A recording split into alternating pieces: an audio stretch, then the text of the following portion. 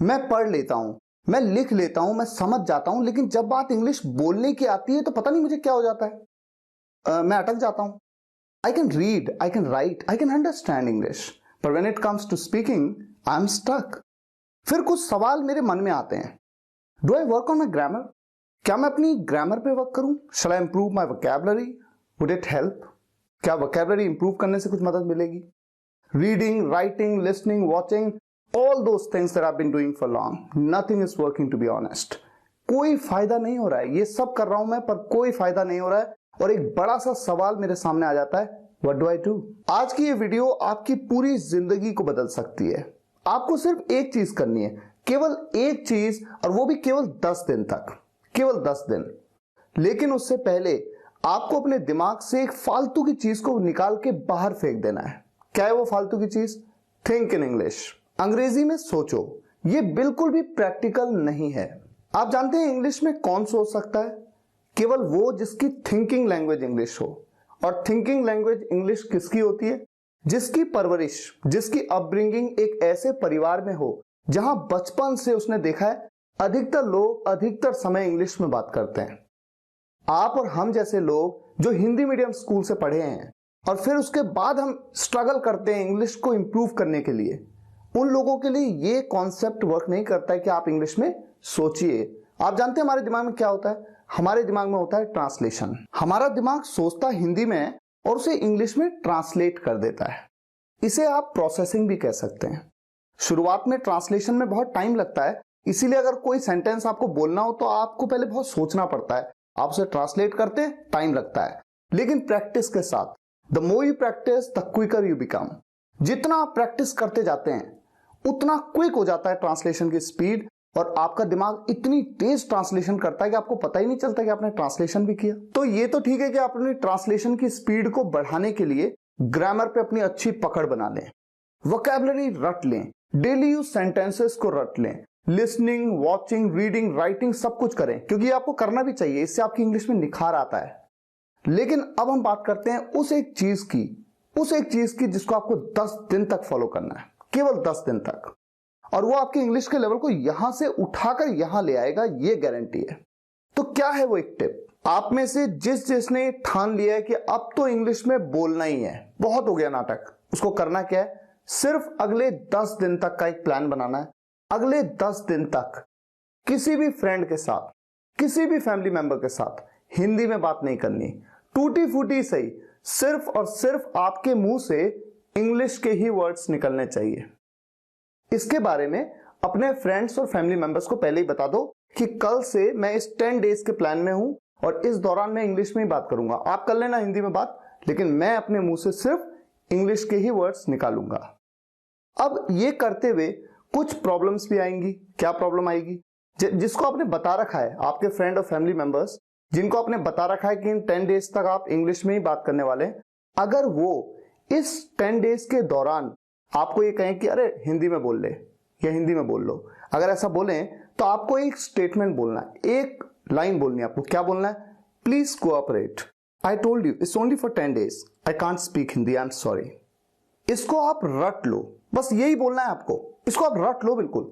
और अगर किसी स्ट्रेंजर से आपकी मुलाकात हो जाए, किसी ऐसे व्यक्ति से जिसको इसके बारे में नहीं पता है, आपके इस प्लान के बारे में, 10 डेज प्लान के बारे में नहीं पता है, अगर वो आपको टोके या वो आपके साथ बात करना शुरू करे और अब आपको थोड़ा हेजिटेशन हो रही है कि मैं इसके साथ इंग्लिश में बात करूंगा तो ये सोचेगा देखो इंग्लिश दिखा रहा है अपनी, ऐसे में आप क्या करो, एक स्टेटमेंट बिल्कुल स्टैंडर्ड रट लो। Actually I am in a 10 days English speaking plan, please cooperate, I can't speak Hindi, I am sorry.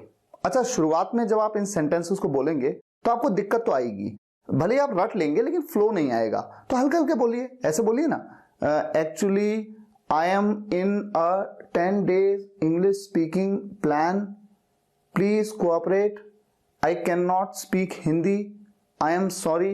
वो व्यक्ति अगर आप पे हंसे भी तो कोई प्रॉब्लम नहीं है, हंसने दो जिसको हंसना है, लेकिन आपने प्लान बना लिया है कि 10 दिन तक हिंदी अपने मुंह से आपको निकालनी नहीं है, जब तक कि ज्यादा ही अगर कोई वर्ड आपको समझ में नहीं आया। अच्छा, मान लीजिए आप किसी व्यक्ति से बात कर रहे हैं, पापा है, मम्मी है, आपका भाई है, बहन है, और आपको टमाटर को इंग्लिश में क्या बोलते हैं नहीं पता, तो आप पूछ सकते हैं व्हाट टू से टू टमाटर इन इंग्लिश। इस तरह से तो आप पूछ सकते हैं, कोई वर्ड आपको नहीं समझ में आया तो इस तरह से आप पूछ सकते हैं, व्हाट टू से टू बेलन इन इंग्लिश, व्हाट टू से टू टमाटर इन इंग्लिश। और अगर पूरा का पूरा सेंटेंस ही आपको नहीं समझ में आ रहा कि इसे इंग्लिश में कैसे बोले और आप पूछना चाहते हैं तो आप कैसे पूछिए, व्हाट टू से टू मैं घर से निकलने ही वाला हूं। देखिए ये पूरा सेंटेंस आपको समझ में आया कि मैं घर से निकलने ही वाला हूं कि मैं क्या बोलूं, तो आप पूछ सकते हैं व्हाट टू से टू मैं घर से निकलने ही वाला हूं। अब जब आप ये दूसरे व्यक्ति से पूछेंगे तो दो बातें हैं, या तो वो आपको बता देगा और या नहीं बता पाएगा। अगर बताएगा भी हो सकता है गलत बता दे, ऐसे में आप कुछ नहीं, कंफ्यूजन होता है, आप गूगल में जाइए, टाइप करिए गूगल हिंदी इनपुट, लिंक आपके सामने आया, क्लिक करिए। मैं आपको नेविगेशन दिखा रहा हूं, थोड़ा एक आइडिया आपको मिलेगा। यहां पर आप रोमन इंग्लिश में जो भी आपको हिंदी में लिखना चाहते हैं वो लिख सकते हैं। देखिए आप लिखते हैं मैं घर से निकलने ही वाला हूं। ये मैं उनके लिए बता रहा हूं जिनको मोबाइल या लैपटॉप पे हिंदी में लिखना नहीं आता है। अब आप क्या करिए, दूसरे टैब में खोलिए गूगल, इसमें टाइप करिए हिंदी टू इंग्लिश, यहां पर हिंदी को आप पेस्ट कर दीजिए। अब आप देख सकते हैं इसका इंग्लिश आपके सामने आ गया है। अब आपको ये पता लग गया कि इसको इंग्लिश में क्या बोलते हैं। अब आपको क्या करना है, इसी चीज को आगे कॉन्वर्सेशन में आपको यूज कर लेना है। मैंने ये काम पूरे 1 महीने तक किया था, मैं तो आपसे सिर्फ 10 दिन मांग रहा हूं, क्या आप 10 दिन तक ये नहीं कर सकते? अगर आपने ठान लिया है कि आपको इंग्लिश सीखना ही है तो 10 दिन क्या कोई बहुत बड़ी चीज है? आप करके देखिए, मेरी बात पे यकीन करिए, मेरी रिक्वेस्ट है आपसे, केवल 10 दिन तक करिए। 11वें दिन आप खुद कहेंगे कि अब मैं रुक नहीं सकता, अब तो मुझे आगे बढ़ना ही है।